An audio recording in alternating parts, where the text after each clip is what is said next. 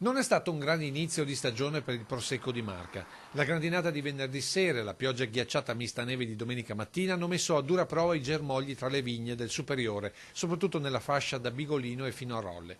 Ora però la vera preoccupazione è il calo termico, perché non accada come 2 anni fa che la gelata di una notte bruci un'intera annata. Produttori con lo sguardo alla neve che ha imbiancato il Cesena e i monti vicini fino ai 1000 metri, con il timore che la prossima notte il termometro scenda sotto lo zero. Sorvegliati speciali i filari del Basso Conegliano Valdobbiadene, ovvero la zona di Bigolino e in genere lungo l'asta del Piave, mentre per la DOCG Colli Asolani le maggiori preoccupazioni corrono lungo la Val Cavasia e gli avvallamenti tra le colline di Monfumo ed Asolo. Tanti timori sottolineano i produttori, ma al momento non grandissimi danni, calcolando ad esempio che nel territorio del Superiore, che conta circa 8.000 ettari, non sono più di 500 quelli colpiti dalla grandinata e di questi ancor meno quelli con danni davvero importanti. E non a caso è lo stesso Presidente della Camera di Commercio a ridimensionare gli allarmismi lanciati dal Consorzio Superiore e dal Presidente Innocenzo Nardi. C'è un po' troppo di allarmismo, la zona interessata è certamente una zona importante però molto contenuta, quindi non dobbiamo creare assolutamente allarmismi per niente,